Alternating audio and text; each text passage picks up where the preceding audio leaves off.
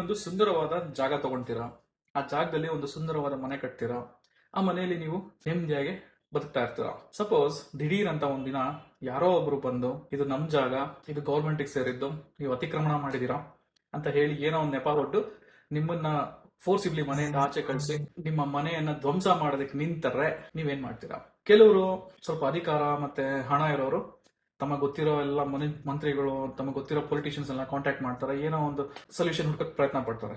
ಕೆಲವರು ಕೋರ್ಟ್ಗೆ ಹೋಗ್ತೀನಿ ಅಂತ ಹೇಳಿ ಹೋಗ್ತಾರೆ. ಅದೇ ಹಣ ಮತ್ತೆ ಈ ಪೊಲಿಟಿಷಿಯನ್ಸ್ ಪರಿಚಯ ಇಲ್ದಿರೋ ಸಾಮಾನ್ಯ ಮನುಷ್ಯರು, ಕಾಮನ್ ಪರ್ಸನ್, ಕಾಮನ್ ಸಿಟಿಸನ್ ಏನ್ ಮಾಡಕ್ಕಾಗತ್ತೆ? ಏನಪ್ಪ ನನ್ನ ಹಣೆ ಬರೋಣ ಇಷ್ಟ ಆಯ್ತು, ನಾನು ಕಷ್ಟಪಟ್ಟು ಕೂಡಿಕ್ಕಿ ಗಳಿಸಿದ್ದ ಒಂದು ಜಾಗ ನಾಶ ಆಗೋಯ್ತು, ಮುಂದೆ ನೋಡ್ಕೊಂಡು ಹೋಗೋಣ ಅಂತ. ಇದು ಮನುಷ್ಯನ ಒಂದು ಪಾಡು. ಜಸ್ಟ್ ಇಮ್ಯಾಜಿನ್, ನಾವು ಮನುಷ್ಯರು ಈ ನಗರೀಕರಣ ಮತ್ತೆ ಅರ್ಬನೈಸೇಷನ್ ಅಂತ ಹೇಳಿ ಮತ್ತೆ ಇಂಡಸ್ಟ್ರಿಯಲೈಸೇಷನ್ ರೆವಲ್ಯೂಷನ್ ಅಂತ ಹೇಳಿ ನಾವು ಎಷ್ಟು ಎಕರೆ ಕಟ್ಟಲೆ ಕಾಡನ್ನ ನಾವು ನಾಶ ಮಾಡಿ ಅದನ್ನ ಆಕ್ರಮಿಸ್ಕೊಂಡು ಅತಿಕ್ರಮಣ ಮಾಡಿಕೊಂಡು ನಮ್ಮ ಒಂದು ಬೇಳೆನ ಬೇಯಿಸ್ಕೊತಾ ಇದೀವಿ.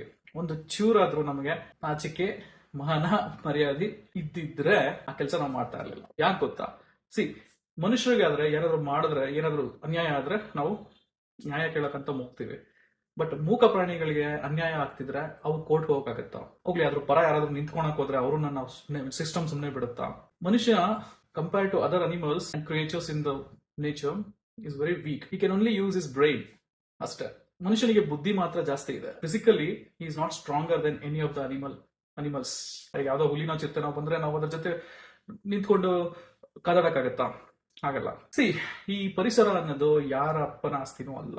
ನಾವೊಂದು ಪೇಪರ್ ಅಲ್ಲಿ ಡಾಕ್ಯುಮೆಂಟ್ ಮಾಡ್ಕೊಂಡು ಖಾತಾ ಇಟ್ಕೊಂಡು ಆಮೇಲೆ related all documents related to the land, we safely take it out and then frame it and then put it in some locker and we feel that okay, this is my home, this is my place ಅಂತ ನಾವು ನೆಮ್ಮದಿ ಮಲ್ಕೋತೀವಲ್ವಾ? ಅದನ್ನ ಏನಾದ್ರು ನಾವು ಕಷ್ಟಪಟ್ಟು create ಮಾಡಿದೀವ? ಪರಿಸರ ಆಗ್ಲಿ, ಈ ಭೂಮಿನ ಆಗ್ಲಿ, ನಾವು ಮನುಷ್ಯ ಯಾವತ್ತೂ ಕೂಡ ಹಕ್ಕದಾರನಲ್ಲ. ಯಾಕಂದ್ರೆ ಅದನ್ನ ಅವನು ತಯಾರಿಸಿಲ್ಲ. ಅದು ಪ್ರತಿಯೊಂದು ಪಶು ಪಕ್ಷಿ ಪ್ರಾಣಿಗಳು ಹಂಚ್ಕೊಂಡು ಬಾಳ್ವೆ ಮಾಡ್ಲಿ ಅಂತ ದೇವರು ಕರುಣಿಸಿರೋ ಒಂದು ಲೋಕ ಅಂತ ನಾವು ಹೇಳ್ಬೋದು. ಇದರಲ್ಲಿ ಮನುಷ್ಯ ಈ ಭಾಗ ನಂದೇ ಅಂತ ಬಾರ್ಡರ್ ಹಾಕೋತಾನಲ್ವಾ, ಹಾಗೆ ಪ್ರಾಣಿಗಳು ಕೂಡ ತಮ್ಮದೇ ಆದ ಭಾಗ ಅಂತ ಬಾರ್ಡರ್ ಹಾಕೊಂಡು ಏನಾದ್ರೂ ಮನುಷ್ಯನ ಮೇಲೆ ಅಟ್ಯಾಕ್ ಮಾಡಕ್ ಶುರು ಮಾಡಿದ್ರೆ ಏನ್ ಕತೆ? ಡೋಂಟ್ ವರಿ, ಯಾಕಂದ್ರೆ ಪ್ರಾಣಿಗಳಿಗೆ ಅಷ್ಟು ಬುದ್ಧಿಶಕ್ತಿ ದೇವ್ರು ಕೊಟ್ಟಿಲ್ಲ. ಅದನ್ನೇ ಮನುಷ್ಯ ಒಂದು ಬಂಡವಾಳ ಮಾಡಿಕೊಂಡು ತನ್ನ ಬುದ್ಧಿಶಕ್ತಿಯಿಂದ ತಾನು ಏನ್ ಬೇಕೋ ಅದನ್ನ ಪಡ್ಕೊಳಕ್ಕೆ ಯಶಸ್ವಿ ಆಗ್ತಾ ಇದ್ದಾನೆ. ಪ್ರಾಣಿಗಳು, ಪಕ್ಷಿಗಳು ಅವು ಕೂಡ ಸಹಬಾಳ್ವೆ ಬದುಕು ನಡೆಸ್ತವೆ.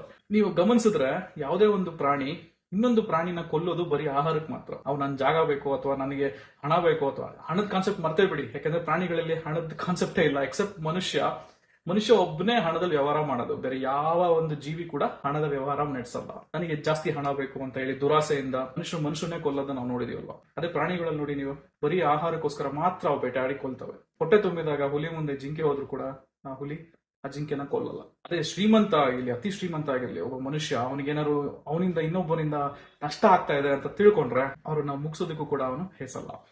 ಅಷ್ಟು ನೀಚ ಪ್ರಾಣಿ ಮನುಷ್ಯ. ಕಮಿಂಗ್ ಟು ದ ಪಾಯಿಂಟ್, ನಾನು ಹೇಳಕೊಟ್ಟಿರೋದು ಇಷ್ಟೇ ವೀಕ್ಷಕರೇ. ಪ್ರಾಣಿಗಳಿಗೆ ಅದಕ್ಕೆ ಆದಂತ ಒಂದು ಜಾಗ ಅಂತ ಇದ್ದಾಗ ಅದನ್ನ ನಾವು ಅತಿಕ್ರಮಣ ಮಾಡೋದು ಎಷ್ಟು ಸರಿ? ಇದನ್ನ ಬಹಳ ಕಾಲದಿಂದನೂ ತುಂಬಾ ಜನ ಧ್ವನಿ ಎತ್ತಾ ಬಂದಿದ್ದಾರೆ. ಬಟ್ ಯಾಕೋ ಏನೋ ಗೊತ್ತಿಲ್ಲ, ನಮ್ಮ ಜನರೇಷನ್ ಕೂಡ ಅದು ಹಾಗೆ ಬರೀ ಧ್ವನಿಲೇ ಉಳಿತಾ ಇದೆ. ಎಷ್ಟು ಕಾಡುಗಳನ್ನ ನಾಶ ಮಾಡ್ತಾ ಇದಾರೆ, ಎಷ್ಟು ಬೆಟ್ಟ ಗುಡ್ಡಗಳನ್ನ ಕಡಿತಾ ಇದಾರೆ. ಇದಕ್ಕೆಲ್ಲ ಒಂದು ಅಂತ್ಯ ಅಂತ ಕಾಣ್ಬೇಕಾದ್ರೆ ನಾವ್ ಏನ್ ಮಾಡ್ಬೇಕು? ಅಧಿಕಾರದಲ್ಲಿ ಇರೋರು ಇದ್ರ ಬಗ್ಗೆ ಸ್ವಲ್ಪ ಗಮನ ಹರಿಸಿ ಸ್ಟ್ರಿಕ್ಟ್ ಆಗಿ ಪ್ರಾಣಿಗಳಿಗೂ ಬದುಕೋದಿಕ್ಕೆ ಹಕ್ಕಿದೆ. ಈ ಭೂಮಿ, ಈ ಪ್ರಪಂಚ, ಈ ಯೂನಿವರ್ಸ್ ಅನ್ನೋದು ಬರೀ ನಮಗೆ ಅಲ್ಲ. ನಾನು ಒಂದು ಡಾಕ್ಯುಮೆಂಟ್ ಮಾಡ್ಕೊಂಡು ನಾನು ಖಾತಾ ಇಟ್ಕೊಂಡು ನನ್ನ ಲಾಕರ್ ಅಲ್ಲಿ ಭದ್ರವಾಗಿ ಇಟ್ಕೊಂಡ್ಬಿಟ್ರೆ ತಕ್ಷಣ ಅದು ನಮ್ದು ಆಗಲ್ಲ. ನೀವು ಗಾಳಿಗೆ ಮತ್ತೆ ನೀರಿಗೆ, ಸೂರ್ಯನ ಬೆಳಕಿಗೆ ಇವೆಲ್ಲದಕ್ಕೂ ನಾವು ಡಾಕ್ಯುಮೆಂಟೇಶನ್ ಮಾಡಿ ಇಟ್ಕೊಳಕ್ಕಾಗತ್ತೆ ಅಂದ್ರೆ ಜಸ್ಟ್ ನಮ್ಮ ಹಕ್ಕಿದು, ಮನುಷ್ಯನಿಗೆ ಮಾತ್ರ ಬೇಕು ಅಂತ ಇಷ್ಟು ಪಾರ್ಟ್ ನಂದೇ ಅಂತ ನೀವು ಸೂರ್ಯನಿಂದ ಕಿತ್ಕೊಳಕ್ಕಾಗತ್ತಾ? ಇವೆಲ್ಲ ಮೂರ್ಖತನ ಅಲ್ವಾ? ಯಾರೋ ಹೇಳಿದ್ರಪ್ಪ, ಚಂದ್ರನಲ್ಲೂ ಕೂಡ ನಿಮ್ಮ ಹೆಸರಲ್ಲಿ ಸೈಟ್ ತೆಗಿಬಹುದು ಅಂತ. ಅವನಂತ ಮೂರ್ಖನ ನಾವೆಲ್ಲರೂ ನೋಡಕ್ ಸಾಧ್ಯ ಇದೆಯಾ? ಮನುಷ್ಯ ಅತ್ಯಂತ ಹಣದ ಆಸೆಗೆ, ದುರಾಸೆಗೆ ಬಲಿಯಾಗಿ ಅವನ ಬುದ್ಧಿಶಕ್ತಿನ ಕಳ್ಕೊಂಡು ಮೂರ್ಖ ಆಗ್ತಾ ಇದ್ದಾನೆ. ಆಯ್ತಾ? ನಾವೆಲ್ಲರೂ ಮೂರ್ಖರಾಗದ್ ಬೇಡ. ಆಯ್ತಾ? Always have some space. God has created universe in such a way that every living being, ಒಂದು ಬ್ಯಾಕ್ಟೀರಿಯಾ ಇಂದ ಹಿಡಿದು ಒಬ್ಬ ಮನುಷ್ಯ, ಒಂದು ಆನೆಯವರೆಗೂ ಕೂಡ ಆಹಾರ ಪಡ್ಕೊಳ್ಳುವಂತ ಒಂದು ಸೌಲಭ್ಯವನ್ನ ದೇವರು ಮಾಡಿ ಕೊಟ್ಟಿದ್ದಾನೆ, ಅದ್ರದ್ದು ಆಹಾರನ ಅದು ಪಡ್ಕೊಂತಾ ಇದೆ.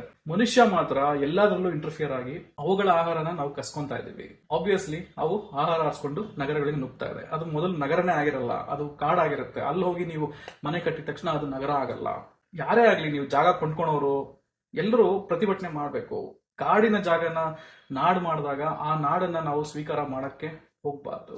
ಹಿ should respect their space as well. So ಇಷ್ಟು ಹೇಳ್ತಾ ನಾನು ಈ ವಿಡಿಯೋ ಎಲ್ಲ ಮುಗಿಸ್ತಾ ಇದ್ದೀನಿ.